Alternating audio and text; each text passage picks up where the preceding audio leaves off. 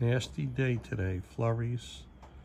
Have to do some indoor projects, I guess. This is a 2x10 with a 5.5 inch radius. What I did was put a screw hole 5.5 inches there, and I had a piece of string with a pencil on the end, and I swung a 5.5 inch radius. Okay, so 5.5 inch radius, and I swung it, and you see it's up here.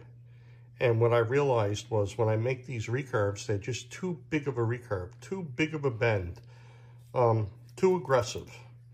So I have to play with it to see how much of a bend, but I'm kind of thinking that 3¼ inches down, if you put a straight edge 3¼ inches down from the top, right? You drew 3¼ inches down across the line across, and then swung that 5.5 inch radius, okay, from the top, 5.5 inches down to the end, 5.5 inches down, and swung a radius. I think you'd want to start the bend at that 3¼ inches down where the radius was. It's just too aggressive. So it's a 2x10. Okay, of course it's 9 inches wide, so I guess that makes it a 2x10. And let's see how long I have this here. So I'm doing this myself here. 21 inches long, okay?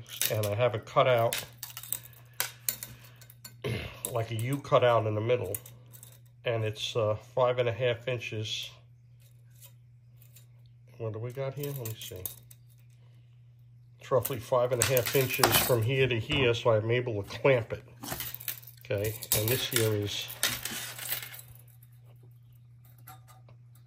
about 2 inches, okay? So it's about 2 inches here, 2 inches here, and I have it cut out this way. I'm able to clamp this to a table or whatever, your workbench or whatever you're doing, okay?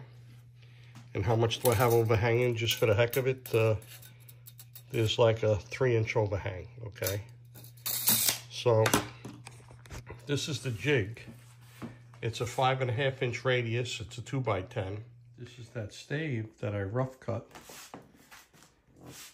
and I sanded it. And now what I'm doing is making sure that the limbs are as straight as I can get them, because I'm going to recurve them. And I'm going to cut them a little shorter because they're not going to bend as much. There's not going to be so much of a bend. The bend's going to be up a little bit, so it'll be less of a bend. So what I have now is from straight up and down, okay, straight up and down, it's a 6-inch curve. 6-inch curve that I'm putting in.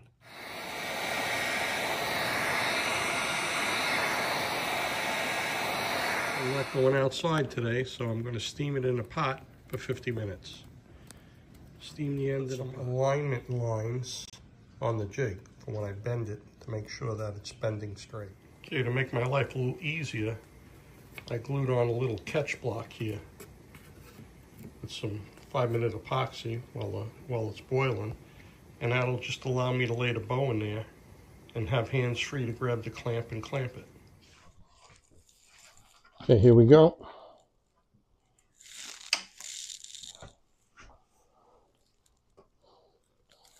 Well, the catch block's working pretty good. Oh, I thought. Maybe not.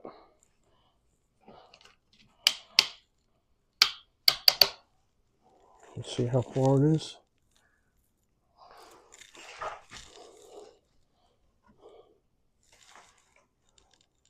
Okay. Here we go.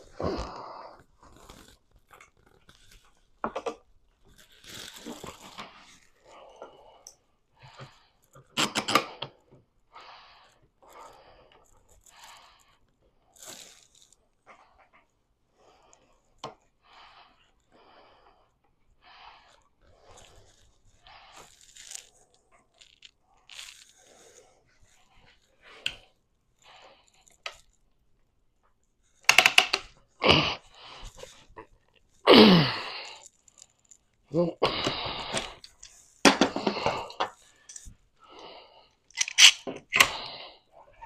gonna have to do it again. Has a slight curve in it already. So I'm going to put this here where it's kind of aligned. It looks good. It's been going for only 15 minutes.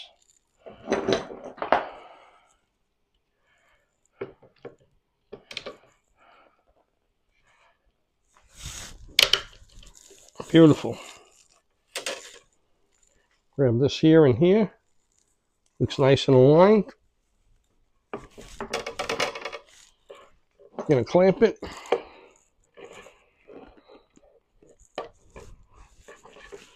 Here's my elbow here. Make sure it's aligned. That's the thing I want to do. Make sure this is aligned.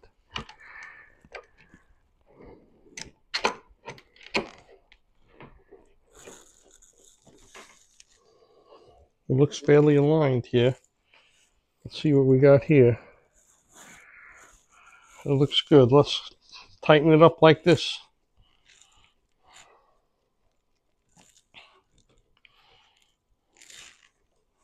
Hey, Shadow, you helping? It's hot. Go away. This is Shadow. Look over here, Shadow. Look. Look. Say hello. All right, get out of here. All right, it looks aligned. That block really helps. It pulled apart, so the second time's a charm. Well, like I say, I have another shot at really getting this aligned when I put it on the fire hardening jig. Because as I put it on and clamp it, I get to move it ever so slightly and clamp it, and then once it gets fire hardened, that heat from fire hardening will make it take that shape. And you can see I don't have a very big bend now. It's a mild bend, so there will not be that much stress on the limbs when I'm tillering it. And there'll be 1 inch of backset, and even if it that 1 inch backset after I tiller it, if it comes out and it's level, it's still going to be awesome. It's going to be an awesome little bow. Took the strap off. Now we're going to try and align it and heat it up. See if we can bend it without any kind of problems.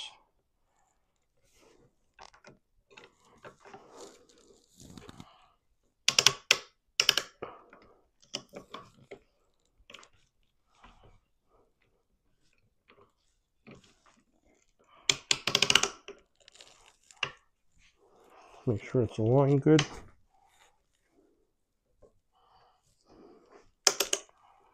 Okay. Bent right back down. I have the alignment marks I put on this. Seem to be working good. Just snug it up a little bit so I can check it out. Okay, that looks aligned. I'm going to look down here in the end. They look pretty good. All right, now that it don't have the strap on, I'm going to heat it up. And I'm going to heat it up for a while to make sure it takes the set. Okay, I'll show you when I'm done. I heated this up at the heat gun for about 12 minutes. It's really hot. Started to change a little color. I'm just going to leave it until it's very cool to the touch, and then I'm going to steam the other side. And I'm not really that worried about spring back because I have that recurve fire hardening jig that I'm going to clamp it to. And once I clamp it to that, and I'm going to use the heat gun to make sure it's the right bend, and then I'm going to hydrate it. One of these days when it's not snowing, I'm going to cook it.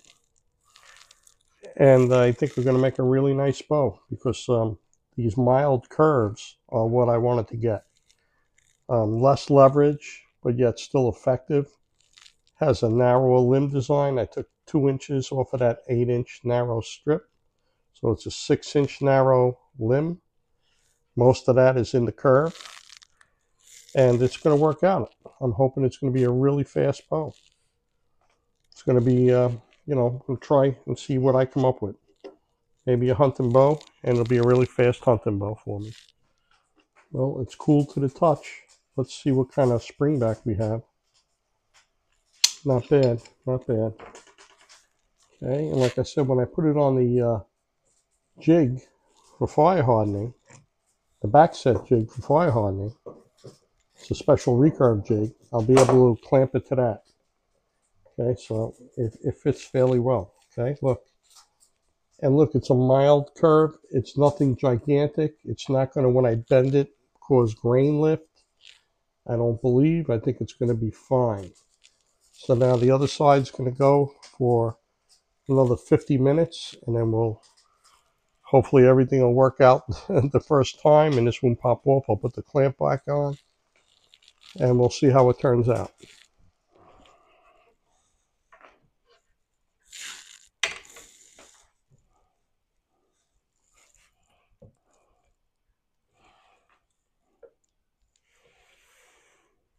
That block really does help. Really does help.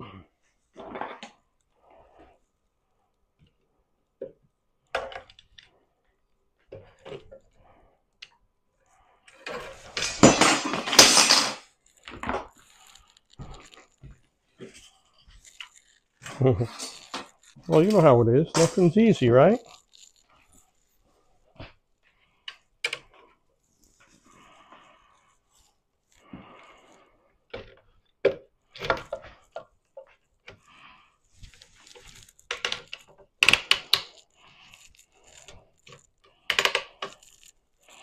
Okay, here we go.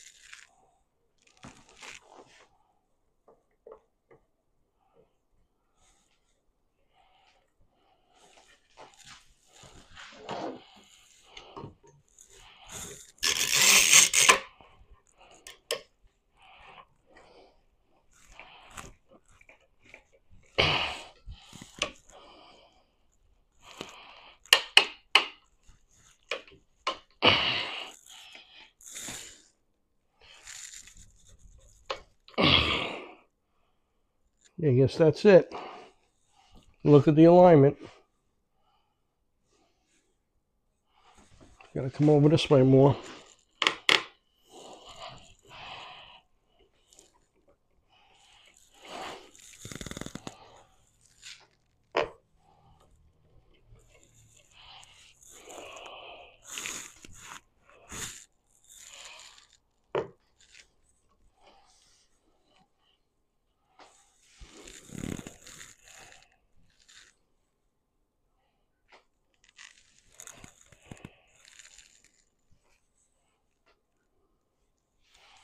I guess that looks like the best I can get it.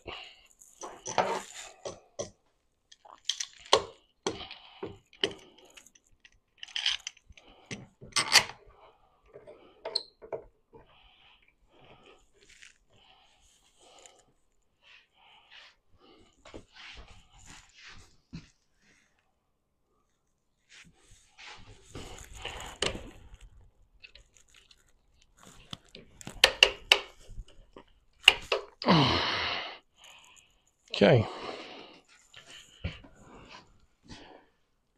All right, and like I said before, I got one more chance of aligning this after it cools. We're going to have some spring back. I'm going to take this yardstick, this metal Harbor Freight cheap yardstick off that I'm using as a bending strap. And we're going to realign it. I'm going to realign it and clamp it down and then use the heat gun on it. And then I have the backset jig over here. We'll put it on the backset jig afterwards, and then I'll be done for today. All I'm going to do is once I get it on that backset jig and heat it up and get it to conform to it, then I'm just going to hydrate it, put a little water on it, and depending on the temperature, if it's above freezing, I'll leave it on the back deck and wet it down a few times. And when it's not snowing, it's just flurries now, but the next nice day we get, I'll fire harden it. And like I said, this is the less of a curve. I think it's going to work out nicely. Going to remove the clamps, the strap, and then we're going to realign it again and heat it up.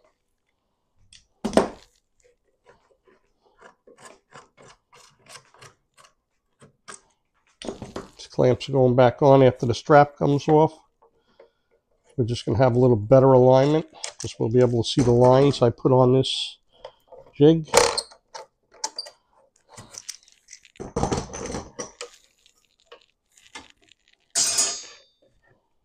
Okay.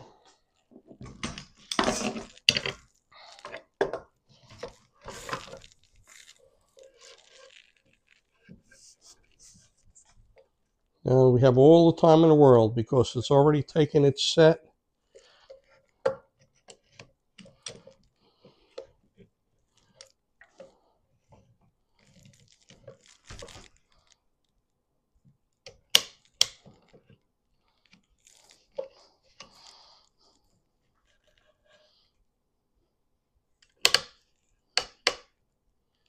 Okay, let's see what we got here.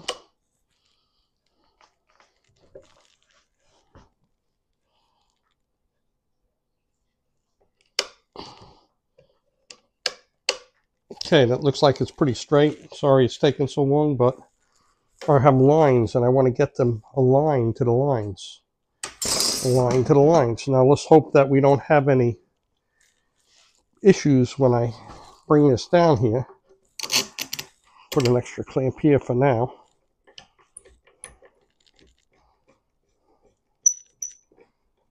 Just for now. Check the alignment.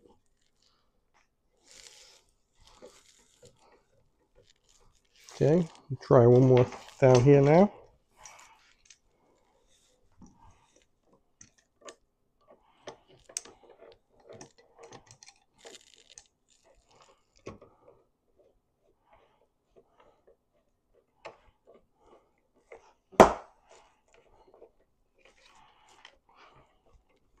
It was a good idea I had putting alignment marks along this here. Give me some indication of where I gotta go.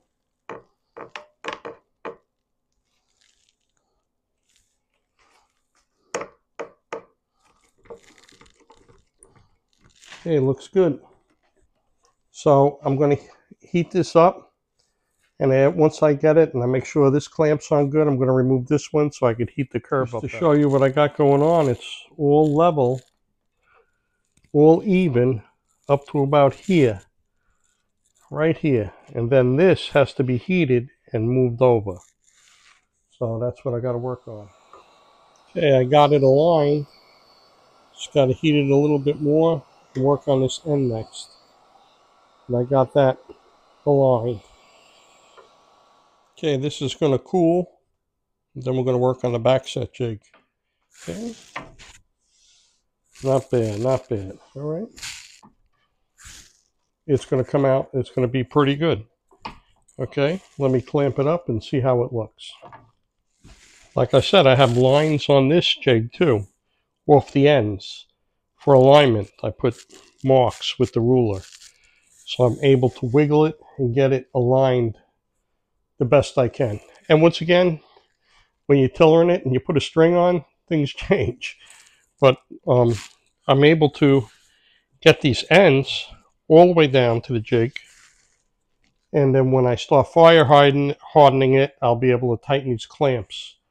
So all I'm going to do is put a little heat on the end, reverse the clamps for fire hardening, and next it'll be fire hardening.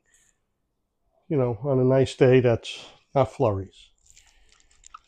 Okay, this here has 0 moisture in it. Tested it with the meter, I tested the riser, I tested everything. 0 moisture. So what I'm doing now is I'm putting plenty of moisture back in. This is a wet, soaking wet rag. I'm putting it in, hydrating it. Okay. And as far as the fire hardening process, this was a live tree 2 months ago.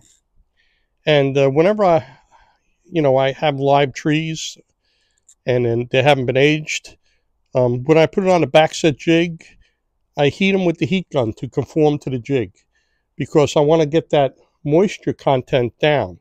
So when I get done heating them and bending them, they usually read 0. What I'll do is I'll get a wet rag and put some moisture in. I'll do it like 2-3 times, and then 8 hours before I fire harden, it'll be fine, and I'll be able to fire harden it, and I won't have any cracks because I took enough moisture out, added some in, and it'll be fine. So that's part of the process, you know, removing a lot of the moisture and fire hardening it.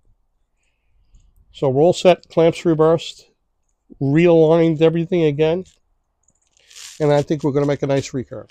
I hydrated it twice, showered. When I came down, there was ice on the jig. So I brought it in. The next day, I just want to show you, we're going to fire harden it today. You see the alignment marks I put? You see the pen marks? So I can align these limbs down. Okay. All right, I put the jig up here to make sure that the aluminum foil and those end caps there for the recurves that I made out of trays, aluminum trays, are the right length, and they'll cover the whole bow.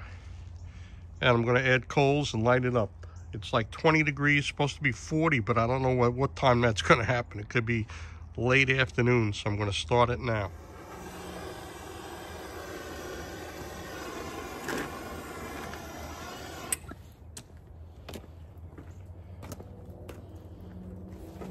Okay, just got to let it cook. See how I got the ends in those metal trays built up with coals to get the curves nice. Let me just move those posts away, and it should be good in about 10 minutes to start. Okay, whenever you do this, 2 important things are a stick and fireplace gloves. And you can see I have the coals tapered with those metal trays that I have bent, so the heat will go up and around into the recurves. Okay, the coals have to catch a little bit more, and then I'll show you how I test the heat. Okay, even though time isn't important, we want to cook low and slow and get a brown color on the bow. It's an 8:30 start time, usually takes around 2 hours or so. And how we adjust the heat, the coals are going good now. 1, 2, 3. 1, 2, 3. You put your palm underneath the limb. 1, 2, 3. And at that third count, you want to pull it out. 1, 2, 3. 1, 2, 3. 1, 2, 3. 1, 2, 3. 1, 2, 3. See the curve part here, I got to throw a couple of more coals on. 2, 3. Okay, we got heat coming on this side, but not that side, so it'll catch. Okay, I'll show you in about an hour, because you see me do this before. And as the coals are catching, you see some smoke, but you don't want smoke coming off the wood. Wood combustor at around 300 degrees. Fire hardening is around 240. The idea, again, is not to scorch the wood to get the color. It's to cook it over time and get the color. 15 minutes into it, I already had to turn the clamps a little bit.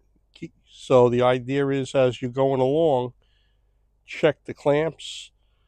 If there's ash on the coals, use the stick to knock the ash off. Keep up with the coals. Add coals where it needs to be.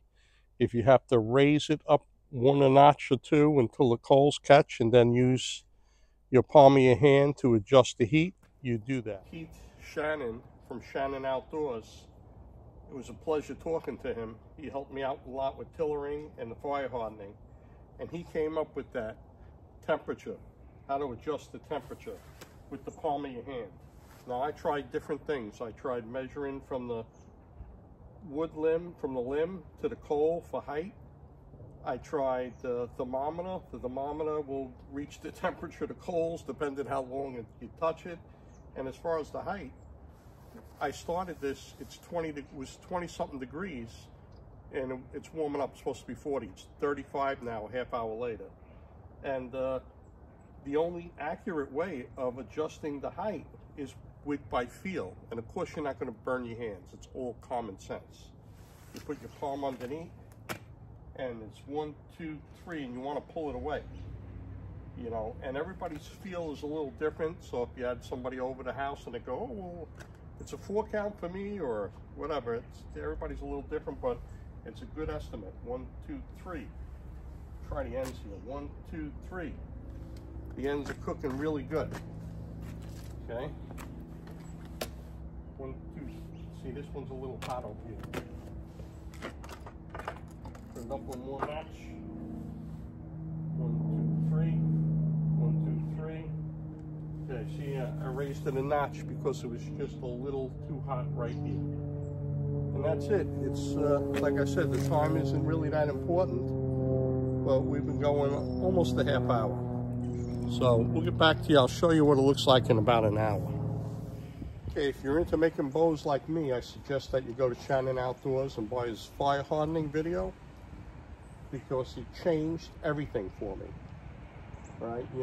If you ever bought staves before and got ripped off or got garbage wood, this allows you to take white wood that you cut down. This tree was cut down 2 months ago, and fire harden it, and you have a bow. I'm telling you, this bow competes with some of the Osage bows I made. Okay, as far as speed, once it's fire hardened. So it'd be worth it for you to check it out. You'll be able to buy local woods, or get them yourself, get permission and harvest them yourself, and you'll be able to make a bow in a couple of days. All right, and just the only other thing I'm going to say to you is, if you're getting like wood, and get it in the spring, so that the bark peels off, and you could use the back of the white wood right under that bark. That'll be the back of the bow. You just peel it off, draw your design on it, and use that back. All right, the only exception I heard was like Osage should be taken in the winter when there's less sap in it. Okay, that's what I heard, but there's no Osage anywhere near here. So, you know, other than, you know, a tree here or there that somebody planted. But that's it. I would suggest you go there, and it's well worth the money to buy his video. If you saw my last video, it's labeled board bow, self bow recurve problem solved. It was high winds outside, and this jig blew over and cracked. And I did a little research, and with the AE40, 2 parts A, 1 part B, makes it more heat resilient. And I epoxied it, and it held up. I was going to put a screw in. I forgot to even put a screw in, and it's holding up. No need for me to even do that. It's working out well. Okay, I just figured I'd add that on, you know, for future wood repairs. If you had it, 2 parts A, 1 part B. What I did was, now I moved the clamps. I moved the clamps over 1 inch or 2.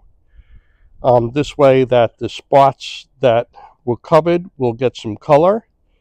And right now it's been an hour, and I'm going to show you how nicely it's colored. It's, you know, we're getting that color that we want. I'm going to raise it, and then I'll show you. Okay, we're starting from the riser. You can see the color in the fade out as we go to the right, and we got color all the way going down. And look, here's the end of the tip. We got color going right down to the tip. Okay, with these trays that I have shaped. Okay, we're going to start at the riser. We're going to go down to my left. You see there's color going all the way down, and you see there's color all the way down to the tip. Okay, so this has got to cook some more. We're going to let it cook for about an hour. We're almost done. Just a reminder, check the clamps, knock off the ash, add coals where needed, check the heat, make sure you got the correct height. Okay, and in about a half hour or so, because we got that color we wanted, I'm letting it cook more. I'll put it on that table and I'll show you the color. It's been cooking for 2 hours. We have nice color throughout the bow, and I'm going to let it cool and remove the clamps after it's cool, and I'll give you a better look. Jig, Very slight spring back. Let me show you the color. Look at the color all the way down in the fade outs, down into the tip areas. Okay. This one has some color, but you can't see how dark it is. It's not that dark, but it's got color. Look at the mild recurves that we have on here. There should be no problem tillering this. And it should put enough on the limbs to give it a nice snappy recovery. Okay. This is the less aggressive recurve tips that I put in. The other ones would have been 2 inches longer. Okay. 2 inches longer would have been really too long, and they put too much stress on everything. So we're going to hydrate this. I got water. We're going to hydrate it. Always make sure after you fire harden it, you put a ton of water back in. Don't be afraid to soak it good. Okay.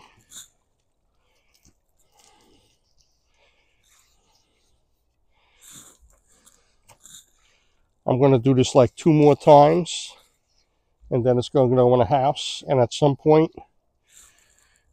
probably later tonight, I'm going to put some buffalo horn tips on it. And the first chance we get, we're going to tiller it. But it's very important that you put moisture back in these bows. Okay. A couple of more times, I'm going to put moisture in. But look. Okay. Check out the backset. We got 1 inch of backset and the recurve. So check it out. Right? How nice. These have a little narrower limb design. We're going to see how many pounds we can get out of it. If we can get 47 pounds, it'll be a hunting bow. If less, it's going to be a really fast 3D bow at 37 pounds. That seems to be the 2 weights that I prefer. Like anywhere from 45, from 43 up for hunting. And for 3D, 35 to 37 pounds seems to be the nice weight that I like for 3D. Okay. You'll see it when it's got the tips on and tillering. This is the end of part 1. I got a handle with another piece of hickory fitted tightly with AE40. I have the buffalo horn tips put on, being held on with rubber bands. They look good. Everything looks good. And the next part of this video will be tillering and shaping and shooting. So thanks for watching. Watch my other videos on Barebow Joe. Every day you get up is a great day.